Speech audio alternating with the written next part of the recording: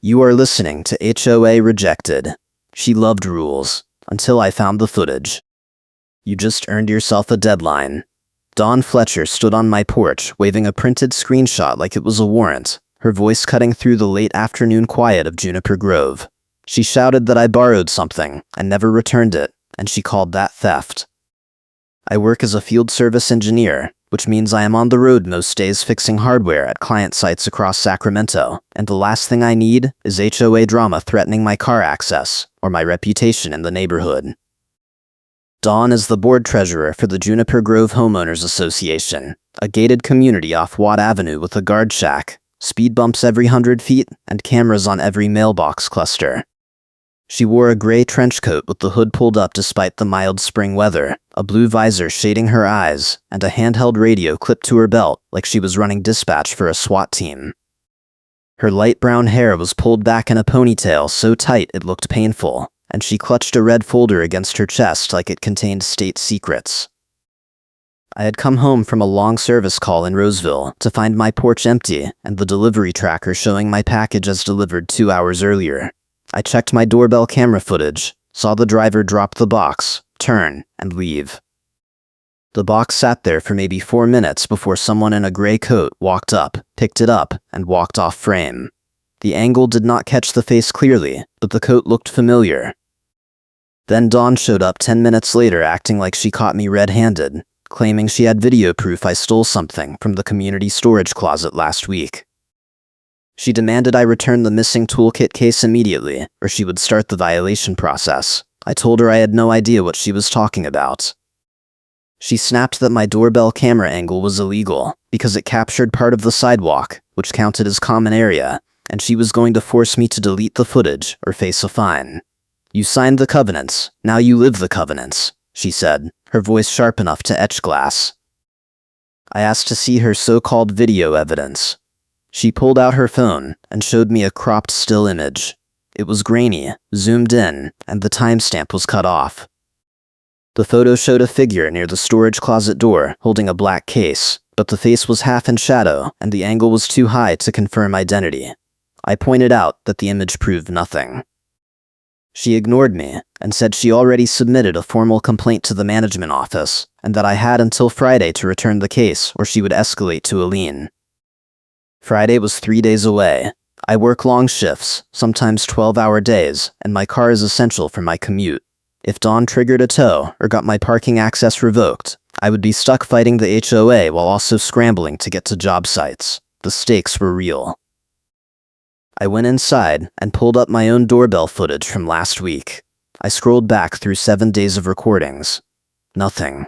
I never went near the storage closet. I had been on site in Folsom and Elk Grove for most of the week, and my truck GPS logs could prove it. I saved the footage to my phone and made a backup copy to my laptop.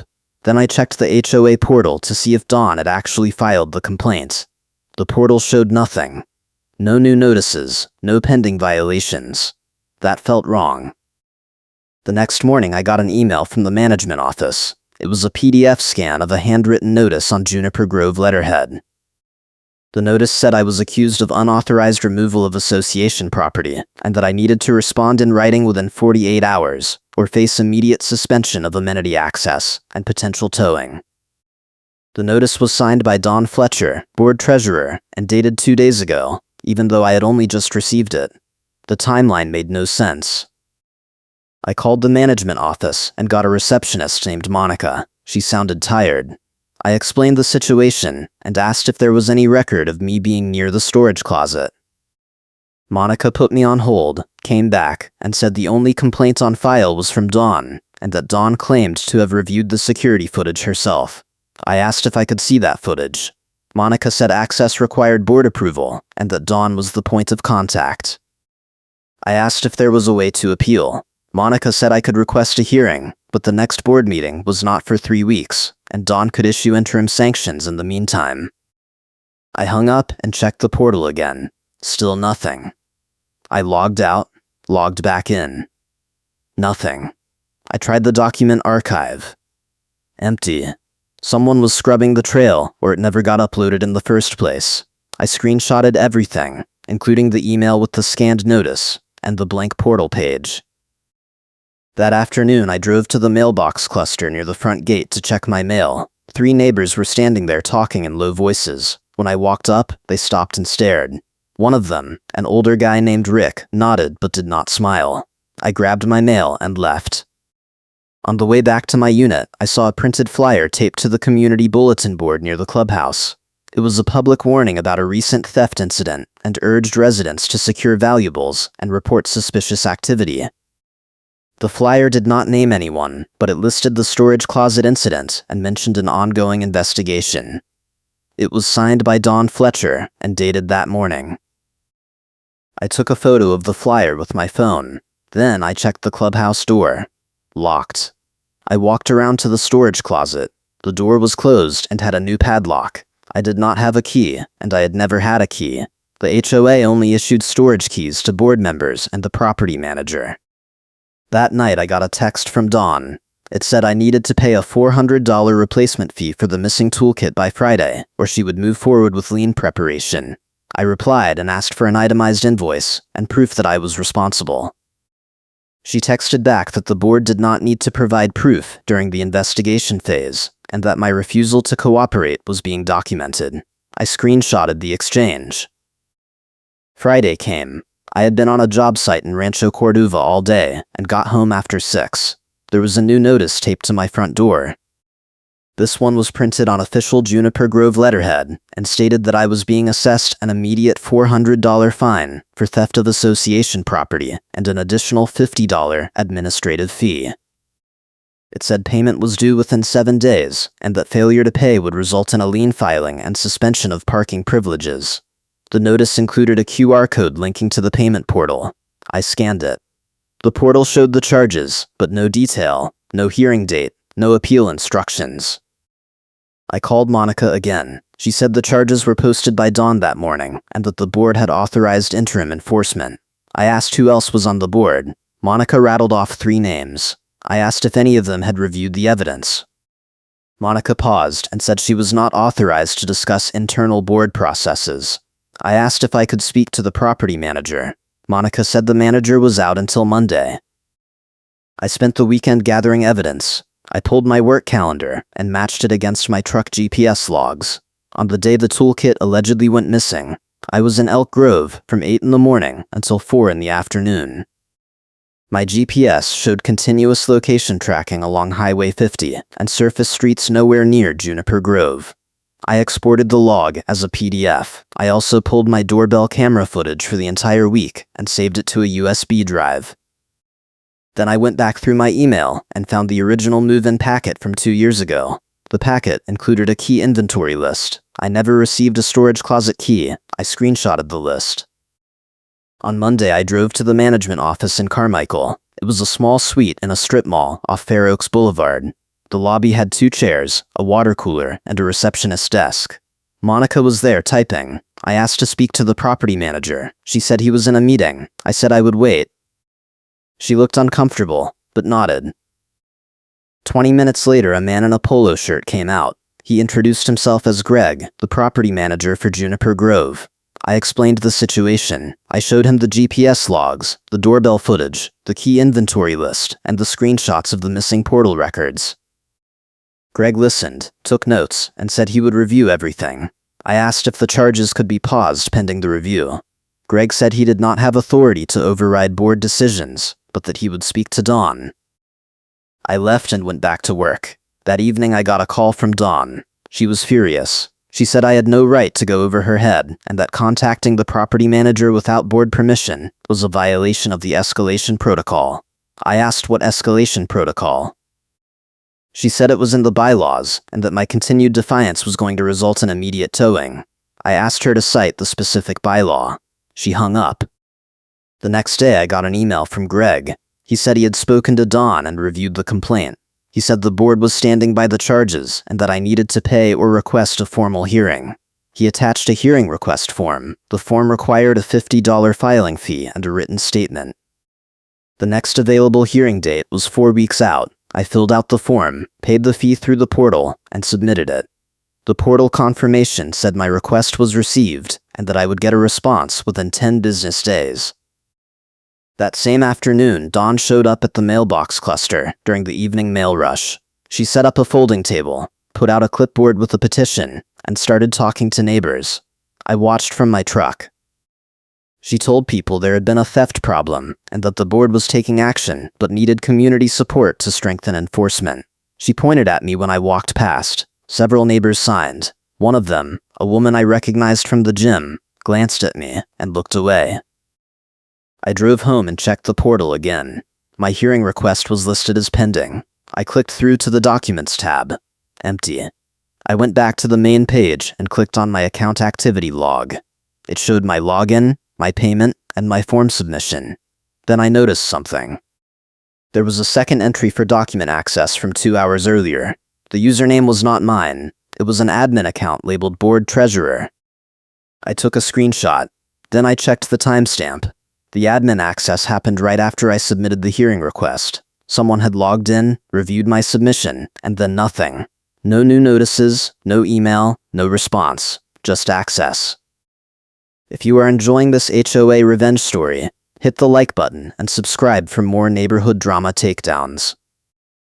I called Greg again and asked if board members had access to pending hearing requests. He said yes, board officers could review submissions to prepare responses. I asked if they could delete or modify submissions. He paused and said no, but he did not sound confident. I asked him to check the system logs. He said he would look into it. That night I got a text from Dawn. It said the board had reviewed my hearing request and determined it was frivolous. She said my request was denied and that the charges were now overdue. She said I had until Thursday to pay, or my car would be towed and my parking access revoked. Thursday was 2 days away. I replied and asked for the denial in writing. She sent a PDF. It was a single page on Juniper Grove letterhead, signed by Dawn, stating that my request failed to provide sufficient evidence and that the original charges stood. There was no mention of the GPS logs, the doorbell footage, or the key inventory.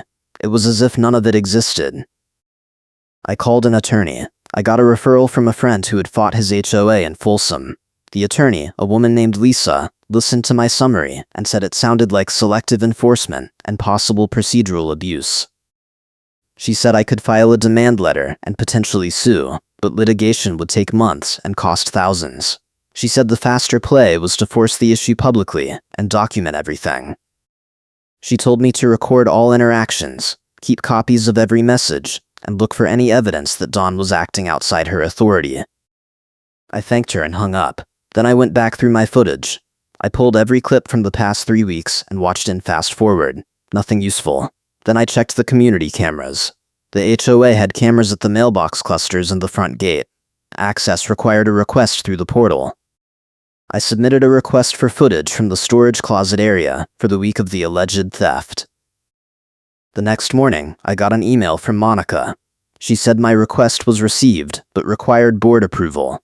I asked how long that would take. She said typically 3 to 5 business days. I did not have 3 to 5 business days. I decided to go public. I posted in the Juniper Grove Residents Facebook group. I kept it factual. I said I had been accused of theft without evidence, that my hearing request was denied without review, and that I was being threatened with towing despite providing proof I was not on property during the alleged incident. I attached screenshots of the GPS log, the denial letter, and the timeline mismatch. I did not name Dawn, but everyone knew who the board treasurer was. Within an hour, there were 20 comments. Some people said they had similar experiences with Dawn. One neighbor said Dawn had accused her of parking violations that never happened. Another said Dawn had tried to fine him for a mailbox decoration that was not against any rule. A third said Dawn had access to the clubhouse storage and had been seen taking supplies home. That last comment got my attention. I messaged the person privately. Her name was Jennifer. She said she had been on the social committee last year, and that Dawn had removed items from the storage closet multiple times without logging them. Jennifer said she reported it to the board president, but nothing happened. I asked if she had proof. She said no, but she remembered seeing Dawn carry out a black case one afternoon. I asked when. She said late March, around the same time the toolkit allegedly went missing. I thanked her and screenshotted the conversation. Then I checked the Facebook group again. Dawn had posted a response. She said the group was not the appropriate venue for HOA disputes and that spreading misinformation was a violation of community guidelines. She said I was under investigation and that my refusal to cooperate was evidence of guilt. "Your camera does not matter. My minutes are the truth," she wrote. I saved the post. Then I noticed something. Dawn had posted from her personal account, not the official HOA account. That meant her statement was not an official board action. It was just her opinion. I replied and pointed that out. I said I had submitted evidence through proper channels and that the denial was procedurally flawed. I said I was happy to cooperate, but that I needed to see the evidence she claimed to have. I kept it calm and factual. The thread exploded. More neighbors piled on. Someone said Dawn had been treasurer for 6 years and that the books were never audited. Someone else said the clubhouse petty cash was always short. A third person said Dawn had keys to everything and that the board never checked her access logs. That night I got a call from Greg.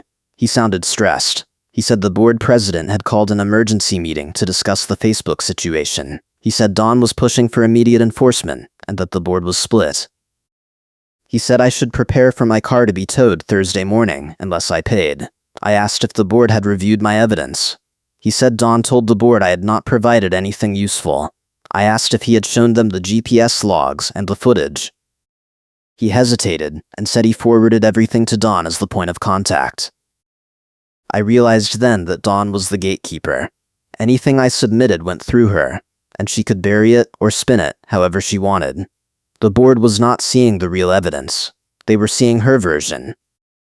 I asked Greg if there was a way to present evidence directly to the board. He said the only option was the hearing, but my request was already denied. I asked if I could appeal the denial. He said technically yes, but it required a vote of the full board, and Dawn controlled the agenda. I hung up and started planning.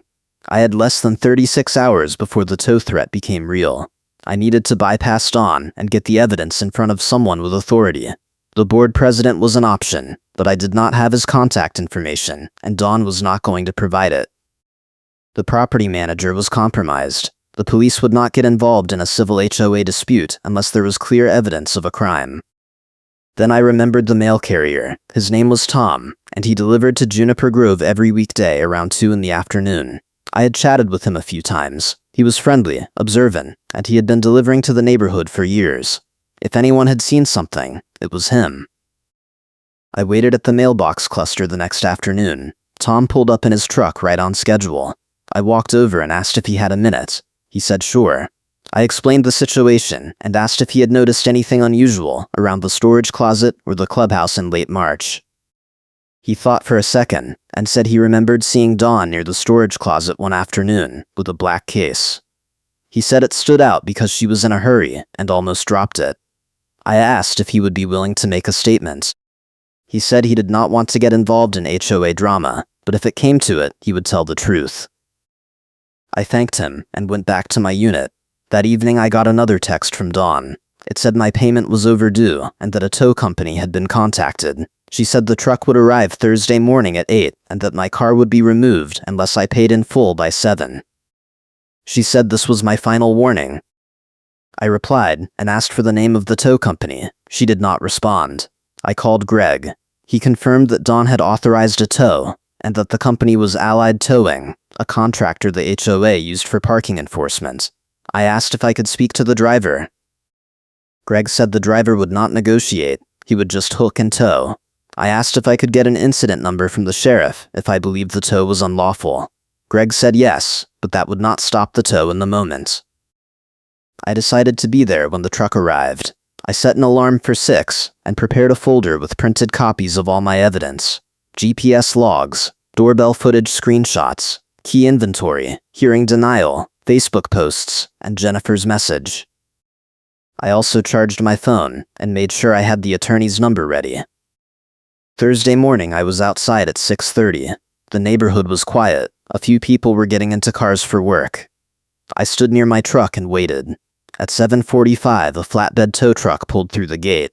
The driver, a heavy-set guy in a reflective vest, parked near my unit and got out.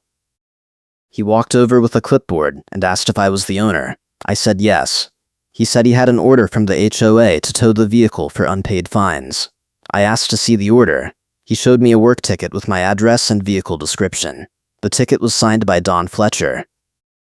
I pulled out my folder and showed him the GPS logs and the hearing denial. I said the charges were disputed and that I had evidence proving I was not responsible. The driver shrugged and said he did not care about the dispute. He was just doing his job. I asked if he needed proof of authorization beyond the work ticket. He said no, the HOA was the client, and their word was enough. I called Greg. He picked up and I put him on speaker. I told him the tow driver was on site and asked if the authorization was valid. Greg said he would check. The driver looked annoyed. He said he was on a schedule and could not wait. I asked him to give me 5 minutes. He agreed, but said he was charging wait time. Greg came back on the line and said the authorization was valid, per the board vote. I asked when the vote happened. He said Tuesday night. I asked if the board reviewed my evidence before voting. He paused and said he was not sure. I asked if Dawn was present for the vote. He said yes, she presented the case. I asked if anyone else spoke. He said no. I hung up and called Lisa, the attorney. She picked up and I explained the situation. She said the tow was likely enforceable unless I could prove the charges were fraudulent or that the process was so flawed it violated the bylaws. She said my best move was to let the tow happen, document everything, and file a demand letter immediately after. I said I could not afford to lose my car for even a day because of work. She said then I needed to pay under protest and sue for reimbursement. I did not want to pay. Paying felt like admitting guilt. But I also could not risk my job. I was about to tell the driver to wait when Dawn pulled up in her sedan. She got out, walked over, and smiled. She was wearing the gray trench coat and blue visor again, and she had the red folder tucked under one arm and the handheld radio clipped to her belt. She told the driver to proceed. I stepped between him and my truck. I said the charges were fraudulent and that I had evidence. Dawn laughed and said evidence does not matter when you refuse to follow the process. She said I had been given multiple chances to comply and that my arrogance was finally catching up with me. You signed the covenants, now you live the covenants, she said. I pulled out my phone and started recording. Dawn noticed and told me to stop. I said I was within my rights to document the interaction. She said recording without consent was illegal. I said California is a two-party consent state for private conversations, but that this was a public enforcement action on common property. She looked flustered. The driver asked if we were going to sort this out, or if he should just hook the truck. Dawn said hook it. I asked the driver if he had liability insurance for wrongful tows. He stopped and looked at Dawn. He asked if the charges were disputed. Dawn said no. I said yes, and handed him a printed copy of my GPS log and the hearing denial. He looked at the papers, looked at Dawn, and said he was not comfortable proceeding without clear authorization. Dawn snapped that the work ticket was clear authorization. The driver said he needed something from the property manager or the board president, not just the treasurer. Dawn pulled out her phone and called someone. She said it was an emergency and that she needed backup. She hung up and said the board president was on his way. I asked for his name. She ignored me. The driver said he was leaving if this was not resolved in 10 minutes. Dawn told him to wait and that she would pay the wait time personally. 5 minutes later, a silver SUV pulled up. A man in his 60s got out. He introduced himself as Paul, the board president. Dawn immediately started talking.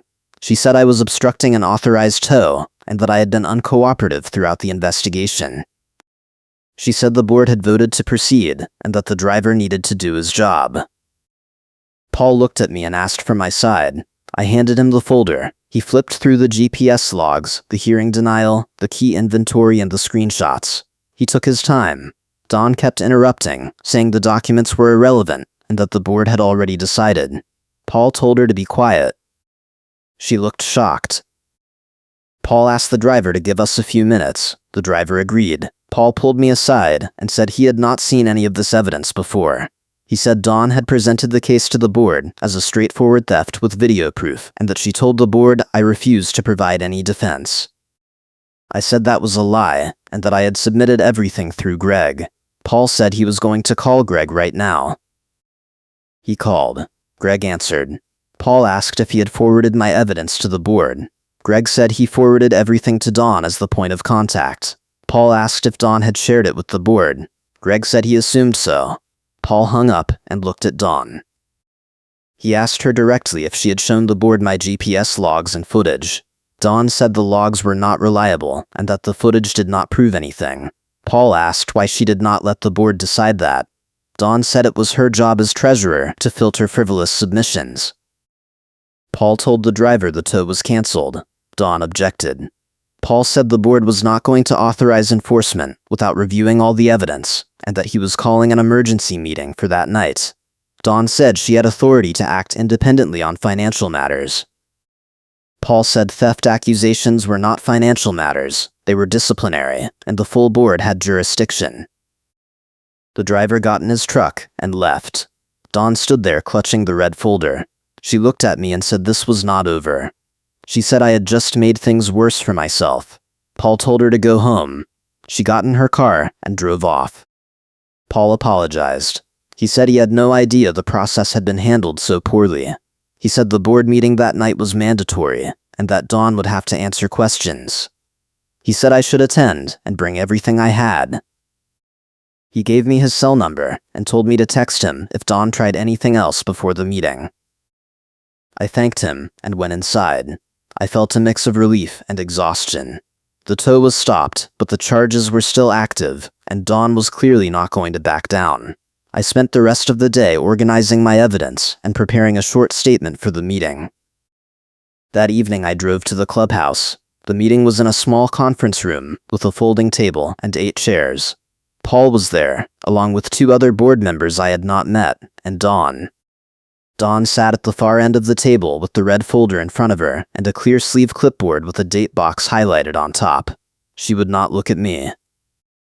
Paul called the meeting to order and said the purpose was to review the theft accusation and the enforcement process. He asked me to present my evidence. I walked through the GPS logs, the doorbell footage, the key inventory, and the timeline mismatch. I showed the Facebook posts and Jennifer's message. I pointed out that the hearing denial had no reasoning and that my evidence had never been shared with the board. One of the board members, a woman named Sandra, asked Dawn why she had not presented the evidence. Dawn said the evidence was not credible and that it was her responsibility to protect the board from frivolous claims. Sandra asked how she determined credibility. Dawn said she reviewed the footage herself and that the GPS logs could be faked. Sandra asked if Dawn had any evidence that the logs were faked. Dawn did not answer. Paul asked Dawn to show the video proof she claimed to have. Dawn pulled out her phone and showed the same cropped still image. Paul asked if there was full footage. Dawn said the full footage was not available because the camera was malfunctioning. Sandra asked when the camera malfunctioned. Dawn said she did not remember. Paul asked if there was a maintenance record. Dawn said she would have to check. Paul asked if anyone else had reviewed the security footage. Dawn said no, only board officers had access. Paul asked why Dawn had not shared the footage with him. Dawn said it was sensitive, and she did not want it leaked. Paul said that was not how evidence worked, and that withholding information from the board was a serious procedural violation. Then Sandra asked Dawn about the storage closet keys. She said she had heard from another resident that Dawn had been seen taking items from the closet. Dawn said that was a rumor and completely false. Sandra asked if Dawn had a key. Dawn said yes, all board officers did. Sandra asked if there was a log of who accessed the closet. Dawn said no, the HOA did not track that. Paul said that needed to change. I asked Dawn directly if she had taken the toolkit case. She snapped that I had no right to accuse her, and that my question was defamatory. Paul told her to answer. Dawn said she had never taken anything from the storage closet except supplies for official HOA events. Sandra asked what kind of supplies. Dawn said paper, folders, pens. Sandra asked if Dawn had documentation for those removals. Dawn said she did not need documentation because she was an officer. Paul said the meeting was going in circles and that he needed to review the security footage himself. He asked Dawn to provide access. Dawn said the system required a password and that only she had it. Paul said he was the board president and he was ordering her to provide the password. Dawn refused. She said the password was confidential for security reasons. Paul said that was nonsense, and that refusal to cooperate with a board order was grounds for removal. Dawn stood up and said she was done being interrogated. She said the board was overstepping, and that she had the right to manage financial enforcement independently. Paul said no officer had independent authority, and that every action required board approval. Dawn grabbed the red folder and walked out. The door slammed behind her.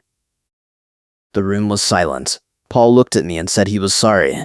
He said the charges were suspended pending a full investigation and that my car would not be towed. He said the board would meet again in a few days to discuss next steps. Sandra said she wanted an audit of the storage closet and the petty cash.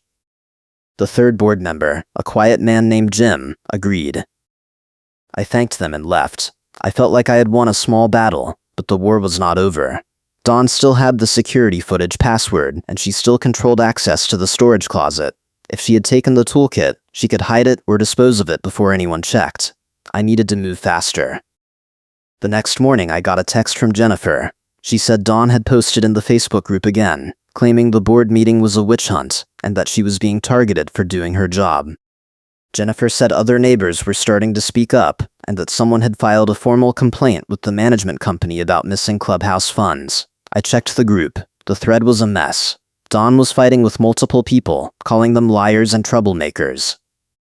Someone posted a photo of a community event receipt that did not match the budget Dawn had presented at a previous meeting. The receipt showed $200 for decorations, but Dawn had reported $400.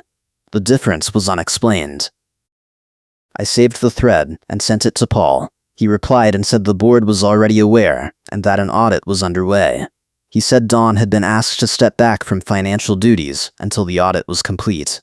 He said she refused and that the board was considering a vote to remove her. That afternoon, I got a call from Tom, the mail carrier.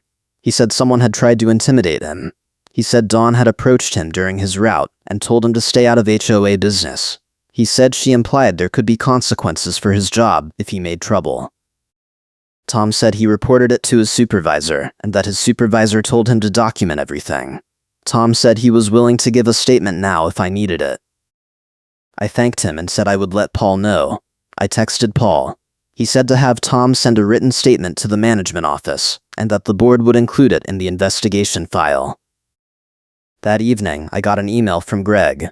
He said the board had accessed the security system and found footage from late March. The footage showed Dawn entering the storage closet alone, carrying an empty bag, and leaving 10 minutes later with a black case. The timestamp matched the week the toolkit went missing. Greg said the footage had been saved and that Dawn had been notified she was under investigation for theft of association property.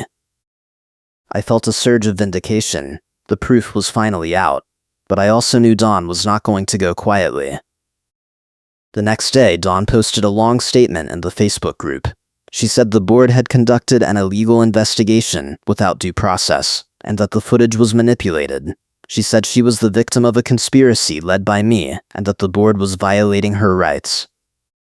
She said she was consulting an attorney, and that anyone who continued to spread lies about her would be sued for defamation. The thread went nuclear. Neighbors called her out for deflecting.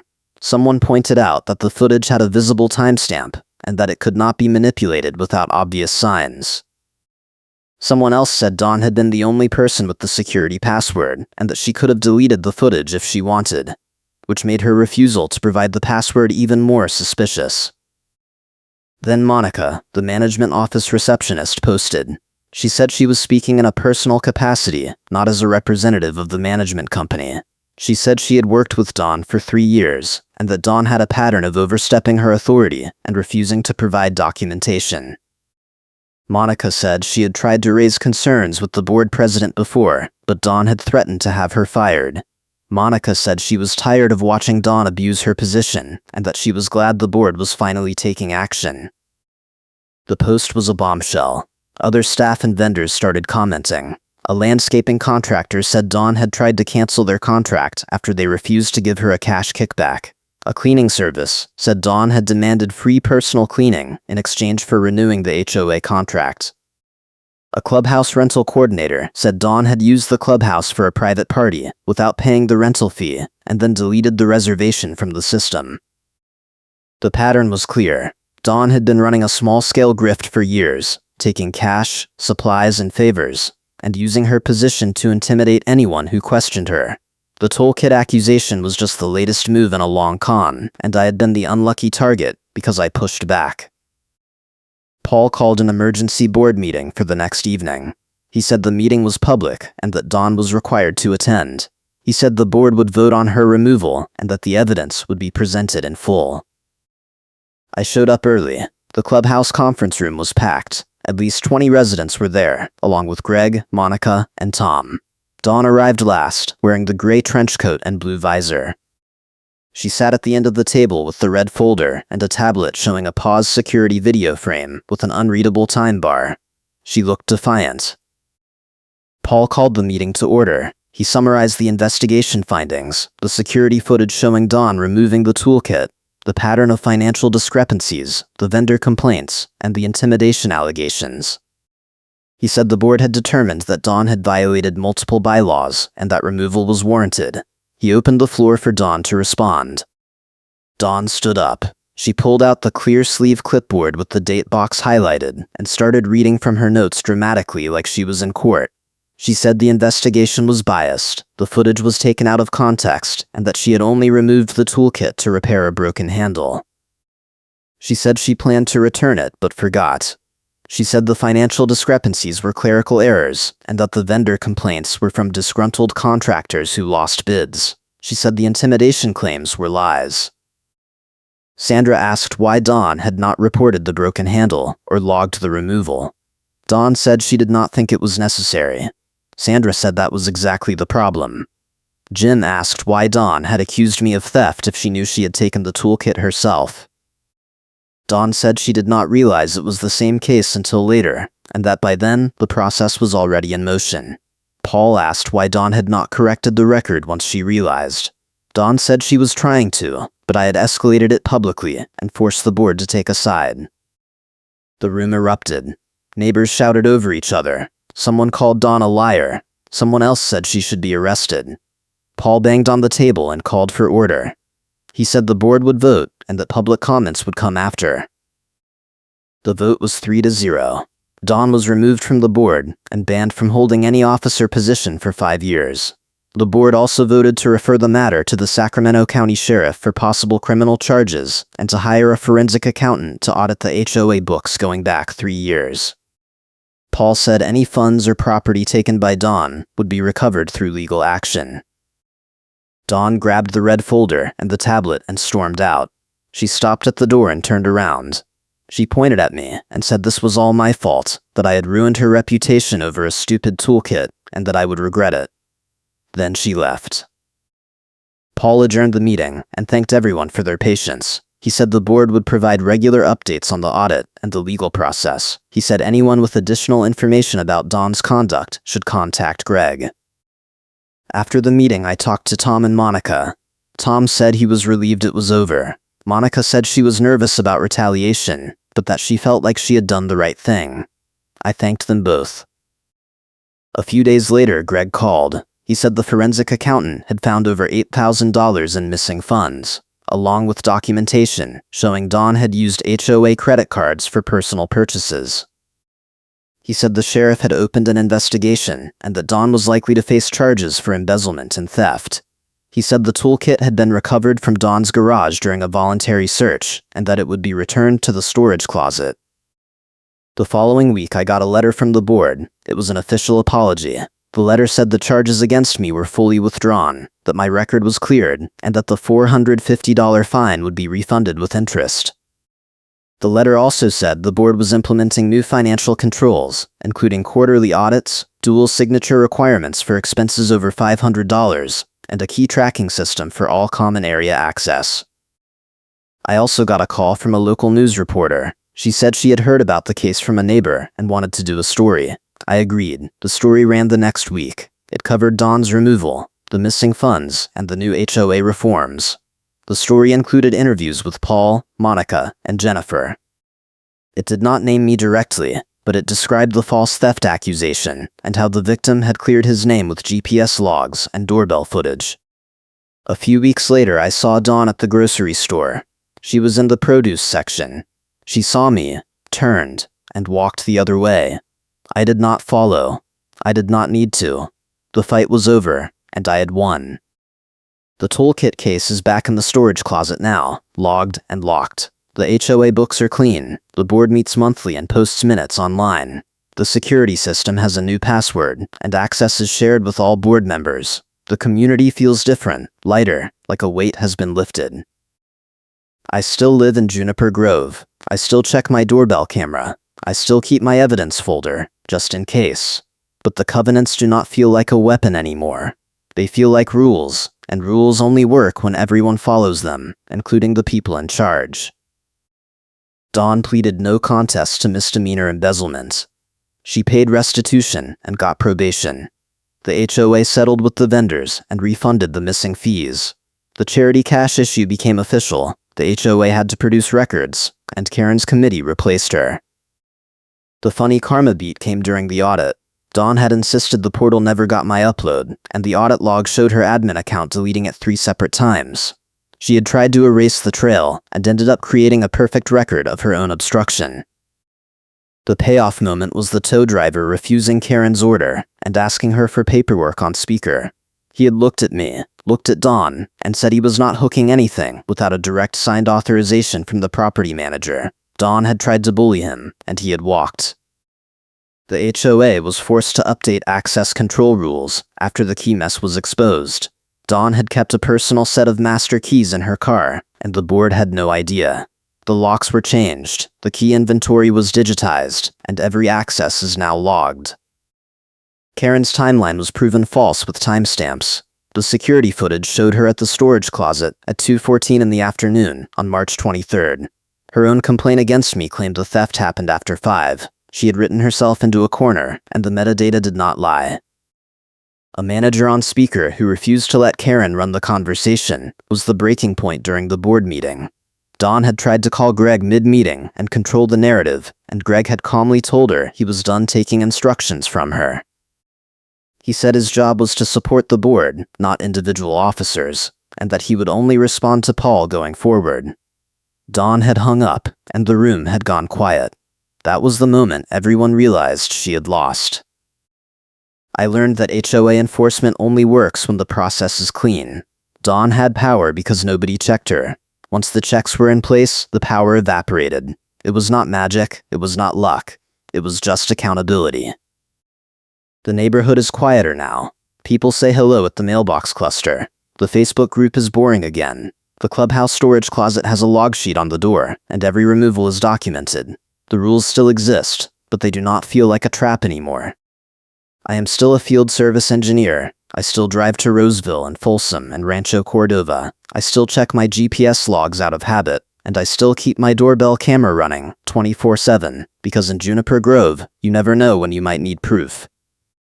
Thanks for watching, and I appreciate you being here.